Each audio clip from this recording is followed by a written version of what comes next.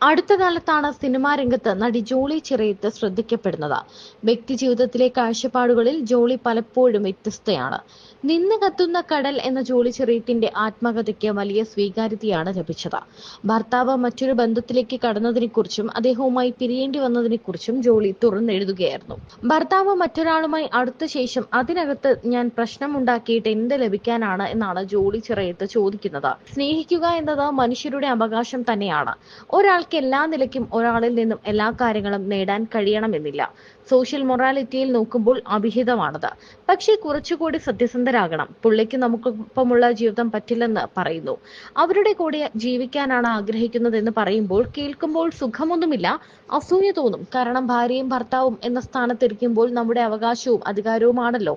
എനിക്ക് അവകാശപ്പെട്ട് ഒന്ന് പോകുന്നു എന്നത് പ്രശ്നം തന്നെയാണ്. പക്ഷേ മനുഷ്യരെ നമ്മൾ അങ്ങനെ അവകാശബോധത്തിൽ അല്ല പിടിച്ചു നിർത്തേണ്ടത് എന്ന് തിരിച്ചറിവുള്ളതിനാൽ അതിനെ അഡ്രസ് ചെയ്യാൻ തീരുമാനിച്ചു എന്നും ജോളി ചെറിയത്ത് പറയുന്നു. ഭർത്താവിന്റെ പങ്കാളിയെ മുൻപ് കണ്ടിട്ടുണ്ട്. സംസാരിക്കാൻ ശ്രമിക്കുമ്പോൾ അവരാണ് താല്പര്യമില്ലാതെ വിട്ടുപോകുന്നത്. 2.5 വർഷം കഴിഞ്ഞ് അവരുടെ സ്പേസിൽ പോയി അവരെ കണ്ട് സൗഹൃദ സംഭാഷണത്തിൽ ഏർപ്പെട്ടു. ചായയൊക്കെ കുടിച്ച് വളരെ നോർമലായി പിരിഞ്ഞു. അതോടെ മനസ്സിലെ ഭാരം കുറഞ്ഞു. എനിക്ക് വേറൊരു സ്നേഹത്തിനും ജീവിതത്തിനുമുള്ള സ്പേസ് കൊടുക്കാൻ പറ്റും. അതുകൊണ്ട് കൂടിയാണ് നേരിൽ സംസാരിച്ചതെന്നും ജോളി ചെറിയത്ത് പറയുന്നു. ഭർത്താവുമായി പിരിഞ്ഞപ്പോൾ അദ്ദേഹത്തെ അവസാനമായി കെട്ടിപ്പിടിച്ചതിനെ കുറിച്ചും ജോളി ചെറിയത്ത് സംസാരിച്ചു. ഞാൻ കമ്പാനിയൻഷിപ്പ് ആഗ്രഹിക്കുന്ന ആളാണ്. ഏറ്റവും കൂടുതൽ എനിക്ക് അങ്ങോട്ട് പ്രണയം തോന്നിയ ആളാണ് അദ്ദേഹം. അത് എക്സ്പ്രസ് ചെയ്യാതെ 3 വർഷത്തിന് ശേഷം അദ്ദേഹം എക്സ്പ്രസ് ചെയ്യപ്പോൾ ആ പ്രണയത്തെ ഏറ്റെടുത്ത ആളാണ് ഞാൻ. എന്റെ ജീവിതത്തിൽ ഞാൻ കാണുകയും തൊടുകയും ചെയ്ത ആദ്യത്തെ പുരുഷനാണ്. അതിനപ്പുറം എന്റെ മക്കളുടെ അച്ഛനാണ്. അയാൾക്ക് മറ്റൊരു ജീവിത പങ്കാളി വന്നതുകൊണ്ട് അതൊന്നും റദ്ദ് ചെയ്യേണ്ട കാര്യങ്ങളല്ല. ഇനി ഒരിക്കലും കാണില്ലായിരിക്കും എന്ന് തോന്നിയതിനാലാണ് പിരിയുമ്പോൾ കെട്ടിപ്പിടിച്ചതും കവളത്ത് ഉമ്മ വെച്ചതെന്നും ജോളി ചെറിയത്ത് പറയുന്നു. മലയാള സിനിമാ രംഗത്തെ ഇപ്പോഴത്തെ വിവാദങ്ങളെക്കുറിച്ചും ജോളി ചെറിയത്ത് പറയുന്നുണ്ട്. ഇങ്ങനെ ഒരു മനസ്സുള്ള ഒരു സ്ത്രീ ആയതിൽ ജോളി ചെറിയത്ത് അഭിമാനിക്കുന്നു എന്നാണ് എല്ലാവരും പറയുന്നത്. വളരെ ബോധത്തോടെ അല്ലെങ്കിൽ വളരെ പക്വതയോടു കൂടിയാണ് ജോളി ചെറിയത്ത് തന്റെ ഭർത്താവിന്റെ മറ്റൊരു പ്രണയത്തെക്കുറിച്ചും ഒക്കെ പറയുന്നത്. എത്ര പേർക്ക് അത് ഈ രീതിയിൽ ഉൾക്കൊള്ളാൻ സാധിക്കും എന്ന് പോലും നമുക്ക് അറിയില്ല. നമ്മള് ഈ പ്രണയം എന്ന് പറഞ്ഞ അവസ്ഥയും പ്രണയം തോന്നുന്ന വ്യക്തിയും എന്ന് പറയുന്നത് എപ്പോഴും മാറും. പ്രണയം എന്ന് പറയുന്ന ഒരു അവസ്ഥയാണ്, നമ്മുടെ അനുഭവാവസ്ഥയാണ്.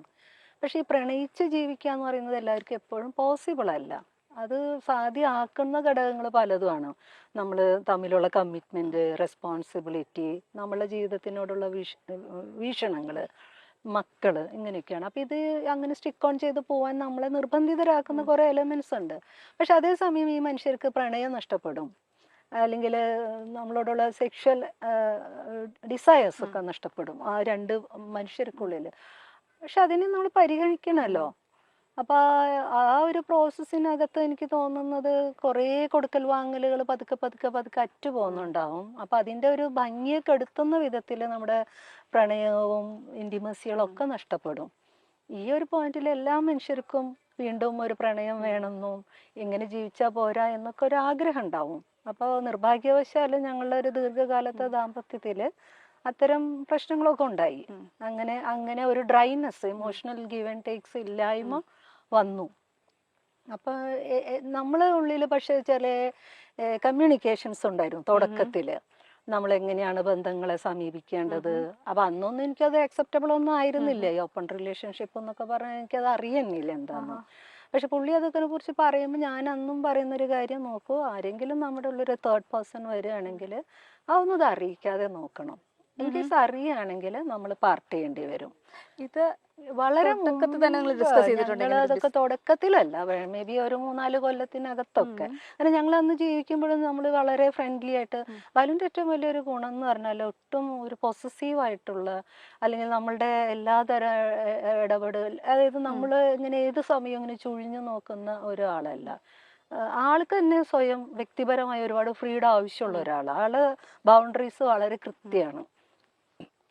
അപ്പൊ ആളുടെ ഒരു നേച്ചർ അങ്ങനെയാണ്. പുള്ളിക്ക് ഒരുപാട് ഫ്രീ ടൈം വേണം, പുള്ളിയുടെ ബൗണ്ടറീസ് വളരെ പക്കയാണ്. പുള്ളി ഐസൊലേറ്റഡ്, അതായത് ആൾക്ക് ആളുടെ കുറെ എൻഗേജ്മെന്റ്സ് ഉണ്ട്. അപ്പൊ ഓൺ സ്പേസിന് ഭയങ്കര റെസ്പെക്ട് ചെയ്യുന്ന ഒരാളാണ്. അപ്പൊ അതിലേക്കൊക്കെ ആള് വേറെ ഒരാളെ ഏത് വിധത്തിൽ ഇടപെടാനൊന്നും അനുവദിക്കില്ല. നമ്മൾ ആ സ്പേസ് അങ്ങനെ തന്നെ മനസ്സിലാക്കി ജീവിക്കുന്നവരാ. അപ്പൊ അതിന്റെ അർത്ഥം ഞങ്ങൾക്കുള്ളിൽ വേറെ രീതിയിൽ എന്തെങ്കിലും ബുദ്ധിമുട്ടുകളുണ്ടായിരുന്നല്ലോ. എനിക്കത് അങ്ങനെ ഓക്കെ ആയിരുന്നു. ഞാൻ ഓക്കെ ഞാൻ ചേട്ടനെ അങ്ങനെ ഒരു അല്ല, നമ്മൾ ആ സ്പേസിൽ ജീവിക്കുമ്പോൾ നമ്മൾ ആ ഒരു പുള്ളി രാവിലെ എണീറ്റ് കഴിഞ്ഞാൽ ആള് പാട്ട് കേൾക്കും, കുറെ നല്ല നല്ല പാട്ടുകൾ കേൾക്കും. അപ്പൊ ഞാൻ പറഞ്ഞ അങ്ങനത്തെ പാട്ട്, ഇപ്പൊ ക്ലാസിക്കൽ മ്യൂസിക്സ് ആണെങ്കിലും കുറെ ഇൻസ്ട്രുമെന്റ് മ്യൂസിക്സ് ആണെങ്കിലും ഒക്കെ പരിചയപ്പെടുന്നത് അങ്ങനെ. ഇപ്പൊ എന്റെ ജീവിതത്തിലൊന്നും ഞാൻ സാക്സോഫോണൊന്നും കേട്ടിട്ടേ ഇല്ല. നമ്മളാകെ റേഡിയോയിൽ കേൾക്കുന്ന പാട്ട് അല്ലെങ്കിൽ കാസറ്റിലുള്ള പാട്ട് എന്നല്ലാതെ നമ്മളൊന്നും കേട്ടിട്ടില്ല. അപ്പൊ ഇങ്ങനെ ഒത്തിരി അങ്ങനെയുള്ള കുറെ കാര്യങ്ങൾ. അപ്പൊ ഞാൻ അതിനെ റെസ്പെക്ട് ചെയ്യുന്നുണ്ട്. പിന്നെ ആൾക്ക് അങ്ങനെ ഔട്ട് ഗോയിങ് അല്ല, സോഷ്യലൈസേഷൻ ഒന്നും അങ്ങനെ അത്ര ഇഷ്ടമുള്ള ഒരാളല്ല. പക്ഷെ അതിലിപ്പോ ഞാൻ പോകുന്നതുകൊണ്ട് ആൾക്ക് കുഴപ്പമൊന്നുമില്ല, ആളെ അക്കോമഡേറ്റ് ചെയ്യില്ല. അപ്പൊ എന്റെ ഒരു പ്രശ്നം എന്ന് പറഞ്ഞാല് ഞാൻ ഒരു 1 man 1 woman എന്നുള്ള റിലേഷൻഷിപ്പിലാണ് നിൽക്കുന്നത്. അപ്പൊ എനിക്ക് ഇദ്ദേഹം അല്ലാണ്ട് പിന്നെ ആരുണ്ടാവും? ഞങ്ങൾ 9 വയസ്സിന്റെ വ്യത്യാസമുണ്ട്. അപ്പൊ എന്റെ കൂടെ സിനിമയ്ക്ക് വരാൻ, കടപ്പുറത്ത് പോകാൻ നമ്മുടേതായ ഒരേ ആഗ്രഹങ്ങൾ ഉണ്ടാവുമല്ലോ. നമ്മുടെ ഒരു ഇണയോടൊപ്പം നമ്മൾ ജീവിക്കുന്നതിന്റെ സാധ്യതകളുണ്ടല്ലോ. അപ്പൊ ഇതൊന്നും ഫുൾഫിൽ ചെയ്യുന്നില്ല. അപ്പൊ അതിന്റെ ഒരു ബിറ്റർനെസ് ഉള്ളിലുണ്ട്. പക്ഷെ എന്നാലും ഞങ്ങൾ ഓക്കെ ആയിരുന്നു, ഞങ്ങൾ ഫ്രണ്ട്ലി ആയിരുന്നു. ഇദ്ദേഹത്തെ പരിചയപ്പെടുന്ന സമയത്ത് അല്ലെങ്കിൽ കല്യാണം കഴിക്കുന്ന ഒരു സിറ്റുവേഷനിൽ ഇദ്ദേഹം ഇങ്ങനെ ആയിരിക്കും എന്നൊരു തിരിച്ചറിവ് ഉണ്ടായിരുന്നോ ഏതെങ്കിലും ഘട്ടത്തില്? ഇല്ല, കാരണം ഞങ്ങൾ ഒത്തിരി നാളൊന്നും പ്രേമിച്ച് നടക്കുന്ന ആളുകളായിരുന്നു. ഞങ്ങൾ അങ്ങോട്ടും ഇങ്ങോട്ടും പറയുന്നു. പിന്നെ പുള്ളി പുറത്തു പോകാനുള്ള തീരുമാനം എടുക്കുമ്പോൾ ഞാൻ പറഞ്ഞു എനിക്ക് അത്രയും 4 വർഷമൊക്കെ കേട്ടേ വരുള്ളൂ, മോസ്കോയിൽ പഠിക്കാൻ പോകണമെന്ന് പറഞ്ഞു. എനിക്കൊന്നും പിടിച്ചു നിൽക്കാൻ പറ്റില്ല. കാരണം എൻ്റെ വീട്ടില് 18 20 വയസ്സിനകത്ത് പെൺപിള്ളേരെ കെട്ടിച്ചു കൊടുക്കും. അപ്പൊ ഞാൻ വളരെ സ്ട്രഗിൾ ചെയ്തിട്ട് ഞാൻ പഠിക്കുന്നത്. ഞാൻ പറഞ്ഞു അങ്ങനെയാണെങ്കിൽ വീട്ടിൽ വന്ന് സംസാരിക്കണം എന്ന് പറയുന്നു. വീട്ടിൽ വന്നൊക്കെ ആള് സംസാരിക്കുമ്പോൾ സ്വാഭാവികമായിട്ടും അവര് ഓക്കെ അല്ല. പക്ഷെ എൻ്റെ ചേട്ടനാണെങ്കിൽ അപ്പച്ചനോടും അമ്മയോടൊക്കെ പറഞ്ഞു, ഇവളുടെ കാര്യത്തിൽ നമ്മൾ അങ്ങനെ ഒരു ആലോചനയൊക്കെ കൊണ്ടുവന്ന് കെട്ടിക്കേണ്ട കാര്യമൊന്നും ആലോചിക്കേണ്ടെന്ന് പറഞ്ഞു. പിന്നെ ഞാനും ബാലും കൂടെ തീരുമാനിച്ചു പോകുന്നതിന് മുമ്പ് രജിസ്റ്റർ ചെയ്യാമെന്ന്. അതിന് രജിസ്റ്റർ ചെയ്തിട്ടാണ് പോകുന്നത്. അപ്പൊ ഞങ്ങൾ ശരിക്കും പറഞ്ഞാൽ ഞങ്ങൾ പ്രീ ഡിഗ്രിക്ക് പരിചയപ്പെടുമ്പോഴത് പ്രണയത്തിലേക്കൊന്നും വളർന്നില്ല. എൻ്റെ മനസ്സിൽ ഇത് വലിയൊരു ചേട്ടനല്ലേ, എനിക്ക് പ്രേമുണ്ട്, പക്ഷെ ഈ ചേട്ടൻ എന്നോട് പ്രേമുണ്ടോ എന്ന് എനിക്ക് അറിഞ്ഞുകൂടാ. ആരാധന ആണ്, ഭയങ്കര ഇഷ്ടമാണ്. അയ്യോ ഇങ്ങനത്തെ ഒരു ചേട്ടനായിരുന്നെങ്കിൽ. പക്ഷെ ഞാൻ പ്രേമം അങ്ങോട്ട് പറയുന്ന ഒരു ആളും അല്ല. എനിക്ക് അതൊക്കെ എക്സ്പ്രഷൻ വന്ന് പറയണം തീർച്ചയായിട്ടും. പൊതുവെ ചെയ്തെങ്കിലും അങ്ങനെ അപ്പൊ നമുക്ക് അങ്ങനെയൊക്കെ ഉണ്ടല്ലോ. അപ്പോൾ അതുകൊണ്ട് പിന്നെ ഡിഗ്രി സെക്കൻഡ് ഇയർ പഠിക്കുമ്പോഴാണ് പിന്നീട് കാണുന്നത്. അപ്പൊ അന്നേരം നമ്മൾ സംസാരിക്കുന്നു. ബാലുവിൻ്റെയും കുറെ തോട്ട് പ്രോസസ് ഒക്കെ മാറിയിട്ടുണ്ടായിരുന്നു. അപ്പൊ ബാലു അന്നിങ്ങനെ പറഞ്ഞപ്പോൾ ഒരു വിത്തിൻ 3-4 മന്ത്സിൽ ഞങ്ങള് രജിസ്റ്റർ മാരേജ് കഴിഞ്ഞു. അപ്പൊ ഞങ്ങൾ അത്രയും അടുത്തൊന്നുമല്ലല്ലോ. ഞങ്ങളെ സംബന്ധിച്ച് ആ കാലത്തൊക്കെ 10 മിനിറ്റ് 5 മിനിറ്റ് ഒക്കെ ബസ് സ്റ്റാൻഡിൽ നിൽക്കുമ്പോൾ ഉള്ളൊരു കമ്മ്യൂണിക്കേഷൻ വളരെ പെരിഫറൽ. അവന് ആകെയുള്ളൊരു സന്തോഷം എന്ന് പറയുന്നത് നമ്മൾ ഈ ലോകത്തിനോട് ചോദിക്കാൻ ആഗ്രഹിക്കുന്ന കാര്യങ്ങൾ, നമ്മുടെ കോൺഫ്ലിക്ട്സിനൊക്കെ ക്ലാരിറ്റി ഉള്ള ഒരു കാര്യമാണ് പുള്ളി പറയുന്നത്. അപ്പൊ നമ്മൾ വിചാരിക്കുന്ന അങ്ങനത്തെ ഒരു പാർട്ട്ണറല്ലേ വേണ്ടത്. പിന്നെ നമ്മൾ വിപ്ലവകാരിയാണല്ലോ ബേസിക്കലി. അപ്പൊ വിപ്ലവമില്ലാത്ത ആളൊപ്പം ജീവിക്കലൊക്കെ അത്ര എളുപ്പമല്ല എന്നുള്ളതാണ്. പക്ഷെ പിന്നീട് മനസ്സിലാവുന്നത് അതൊന്നും അല്ല. കാരണം എന്ന് വെച്ചാൽ ഈ പ്രാക്ടീസ്, നമ്മൾ പറയുന്ന രാഷ്ട്രീയത്തിനെ ഇന്റേണലൈസ് ചെയ്യുക, അതിനെ പ്രാക്ടീസ് ചെയ്യുക എന്നുള്ളതാണ് ഏറ്റവും വലിയ ടാസ്ക്. നമുക്ക് വർത്താൻ എത്ര വേണമെങ്കിലും പറയാം, ഇത് കോട്ട് വേണമെങ്കിൽ എടുത്ത് എല്ലാ ലൈബ്രറിയിലും ബുക്ക് വായിച്ച് അതൊക്കെ പറയാം. പക്ഷെ ഇതിലൊന്നും അല്ല കാര്യം. നമ്മൾ എങ്ങനെയാണ് നമ്മൾ ജീവിക്കാൻ പോകുന്നത് എന്നുള്ളതില്ല കാര്യം. പക്ഷെ അപ്പൊ അതൊക്കെ കുറെ കഴിഞ്ഞപ്പോ ഇവൻച്വലി അതിന്റെ ഒരു ചാമൊക്കെ തീർന്നു പോയി. പിന്നെ പുള്ളിക്ക് ഒരു പ്രണയം ഉണ്ടാകുമ്പോ പക്ഷെ അതൊരു ഈ വളരെ കൂളായിട്ട് അദ്ദേഹത്തിന് ഒരു പ്രണയം ഉണ്ടായി, അതായത് വിത്തിൻ മാരേജ് ആ ഒരു. പക്ഷെ ഞാൻ പറയട്ടെ, ഇതൊക്കെ കഴിഞ്ഞ് ഞാൻ ഗൾഫിൽ നിന്ന് പോകുന്നത്. പക്ഷെ ഞങ്ങൾ 2 പേർക്കുള്ളിലുള്ള ഒരു വലിയ ഗുണം എന്ന് പറഞ്ഞാല് ബാലു ആണെങ്കിലും ഞാനാണെങ്കിലും ഞങ്ങൾ ഒന്നിച്ചു നിന്ന സ്പേസിൽ നമ്മൾ ലോയലായിരുന്നു. ഞങ്ങൾ അങ്ങോട്ടും ഇങ്ങോട്ടും വേറെ രീതിയിൽ നമുക്കിപ്പോൾ എത്ര മടുപ്പ് തോന്നിയാലും എത്ര തരത്തിലുള്ള ഈർഷ്യകൾ തോന്നിയാലും ഞങ്ങൾ ഒന്നിച്ചുള്ള സ്പേസിൽ ഞങ്ങൾ അങ്ങോട്ടും ഇങ്ങോട്ടും. പക്ഷെ ഞങ്ങൾ രണ്ട് സ്പേസിലേക്ക് വരുന്ന സമയത്താണ് പ്രണയങ്ങളൊക്കെ ഉണ്ടാവുന്നത്. ലൈക്ക് ഓപ്പൺ റിലേഷൻഷിപ്പ് എന്ന് പറയുന്ന കോൺസെപ്റ്റ് ഇന്നും അക്സെപ്റ്റബിൾ അല്ല നമ്മുടെ സൊസൈറ്റിയിൽ. വളരെ ചെറിയൊരു ശതമാനം മാത്രമേ അത് വിശ്വസിക്കുകയും ഫോളോ ചെയ്യുന്നുള്ളൂ. ബാക്കിയുള്ളവർ മൊത്തത്തിൽ അത് സമൂഹത്തിലുള്ളവരെ എതിർക്കുന്ന ഒരു കോൺസെപ്റ്റാണ്. അത് നമ്മുടെ ലൈഫിൽ വരുന്ന സമയത്ത് നമ്മൾ വേണമെന്ന് വെച്ചിട്ടായിരിക്കില്ല, പക്ഷെ നമ്മൾ ആ ഒരു സിറ്റുവേഷനിലേക്ക് എത്തുമ്പോൾ നമ്മൾ കുറച്ചും കൂടെ നമ്മൾ ഓപ്ഷൻസ് വരുമ്പോഴായിരിക്കും നമ്മൾ അതിലേക്ക് എത്തുന്നത് അല്ലെങ്കിൽ അതിനെപ്പറ്റി ചിന്തിക്കുന്നത്. ആ ഒരു റിലേഷൻഷിപ്പിനെ പറ്റിയിട്ട് പൊതുവെ അങ്ങനെ എന്തെങ്കിലും ഉണ്ടായാൽ തന്നെ, നമ്മൾ ഒരു മാരേജിൽ നിൽക്കുന്ന സമയത്ത് തന്നെ ആ ഒരു റിലേഷൻഷിപ്പ് ഉണ്ടായാൽ അംഗീകരിക്കാറില്ല, നമ്മൾ പുറത്ത് പറയാറില്ല. നമ്മൾ അത് ഏറ്റു പറയുക എന്ന് പറയുന്നൊരു സംഭവമുണ്ട്. പക്ഷെ ചേച്ചി അതിനെ പറ്റി വളരെ ഓപ്പൺ ആയിട്ട് ഒരു പറയണമല്ലോ. കാരണം എന്ന് വെച്ചാല് എനിക്ക് അങ്ങനെ ബാലുവിനെ പ്രതിസ്ഥാനത്ത് നിർത്താൻ ഇഷ്ടമല്ല. എനിക്കും ബാലുവിനുള്ളിലുള്ള ഒരുപാട് ആൺ പെൺ എന്നുള്ളതിന്റെ പവർ റിലേഷൻഷിപ്പിന്റെ പ്രശ്നങ്ങളൊക്കെ ഞങ്ങൾ അനുഭവിച്ചിട്ടുണ്ട്. അത് പവർ പൊസിഷൻ, ആണായിരിക്കുന്നതിന്റെ പവർ പൊസിഷൻ തന്നെയാണ്.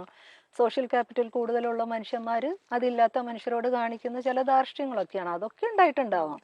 പക്ഷെ എന്ന് കരുതിയിട്ട് അയാളെ ഒരു ആക്ട് വെച്ചിട്ട് അയാളെ പ്രതിസ്ഥാനത്ത് നിർത്താന്ന് പറഞ്ഞാൽ നമ്മളോട് തന്നെ ചെയ്യുന്ന ഒരു വഞ്ചനയുണ്ട്. അതായത് മനുഷ്യൻ മനുഷ്യനോട് ചെയ്യുന്ന വഞ്ചന, പെണ്ണ് പെണ്ണിനോട് എന്നുള്ളതല്ല.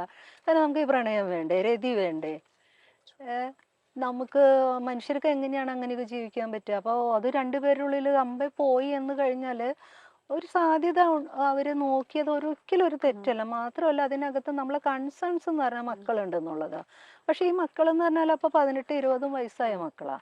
അപ്പൊ നമുക്ക് വേദനയൊക്കെ ഉണ്ട് ഇത് അറിയുമ്പോൾ. കാരണം നമ്മളെ ഉള്ളിൽ പ്രണയം ഉണ്ടാകുമ്പോഴും നമ്മളെ സംബന്ധിച്ച് നമ്മളെ പ്ലാറ്റ്ഫോം എന്ന് പറയുന്നത് ഈ കുടുംബമാണ്.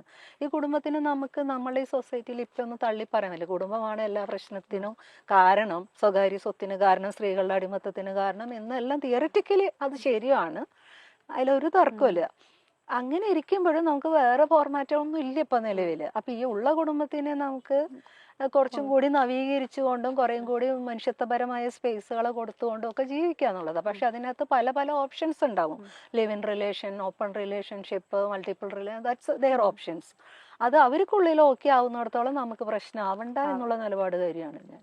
പക്ഷെ കയോസ് ഉണ്ട്. കാരണം അങ്ങനത്തെ അല്ലാത്തൊരു സമൂഹത്തില് കുട്ടികൾ എന്ന് പറഞ്ഞ ആളുകളെ അത് ഭീകരമായിട്ട് ബാധിക്കും. അപ്പൊ അതുകൊണ്ടൊന്നും അത് അത്ര ലാഘവത്തിലൊന്നും പറഞ്ഞുകൊണ്ട് കാര്യമായിട്ട് പോലും ഞാൻ കാണുന്നില്ല. അപ്പോൾ എൻ്റെ ഒരു കാര്യത്തിൽ എന്ന് പറഞ്ഞാൽ എനിക്കും ഇതുമാതിരി ഞാൻ എൻ്റെ സാമൂഹ്യ ഇടപെടലിനകത്ത് ഒരു വ്യക്തിയോട് തോന്നുന്ന അട്രാക്ഷനും സ്നേഹവും ഒക്കെ ഉണ്ട്. അത് ഞാൻ ബാലനോടും പറയുന്നുണ്ട്.